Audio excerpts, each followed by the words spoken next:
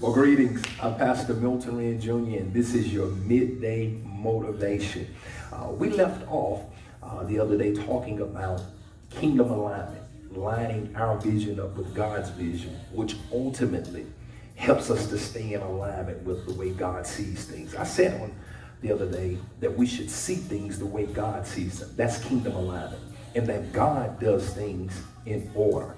There's always a divine order.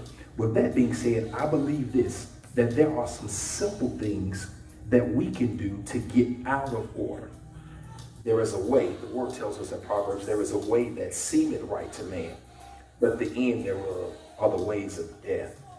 Well, if there's a way that seemeth right, it's possible that we could be doing something that we've convinced ourselves is right, and it could be altogether wrong in the eyes of God.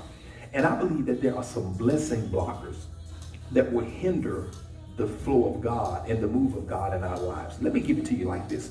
I think where God tells us to bring ye all the tithe into the storehouse, if I've convinced myself that I don't have to, that can be a blessing blocker.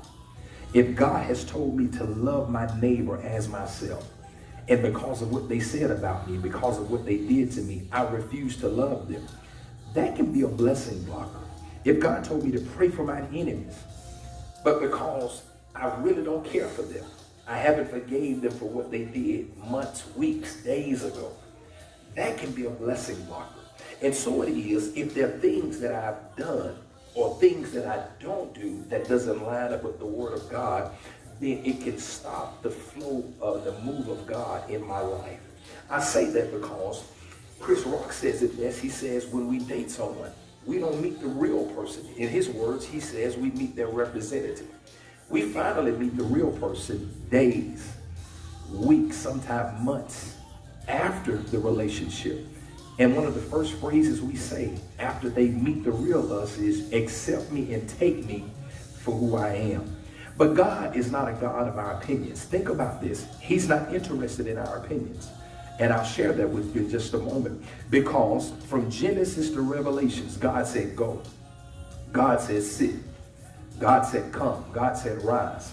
And even when it came down to his son, he did not negotiate with Jesus as to whether or not he could go. He simply sent his son. So I want to leave us with this kingdom thought right here. And that is obedience is never a part of the agreement. It's a matter of faith and belief. Can I say that again? Obedience to God is never a part of the agreement. It's a matter of faith and belief. How many times have God given us instructions and we've questioned it? But God is not concerned about my thoughts, my opinions. He wants me to line up with his word, and simple obedience brings the blessing. Can I say this to us? If I'm going to have 20/20 vision, if I'm going to see things the way God sees them, then my life must line up with his life. And that's called kingdom alignment. When I can obey God's instructions despite and in spite of how I feel and what's going on. Can I submit this very humbly? We can't pray for God to do certain things for us if we're not going to obey his word. And one of the simple obedience, or one of the simple commands that he gives us, is to love your neighbor as yourself. Who is my neighbor? Is it the person that physically stays next to me? Is it the person that stays in my community? Could it be that my neighbor is somebody I'm really having problems loving? And in order for me to have 20/20 vision and see things the way God sees them, I must line myself up, line my will up with the will of God.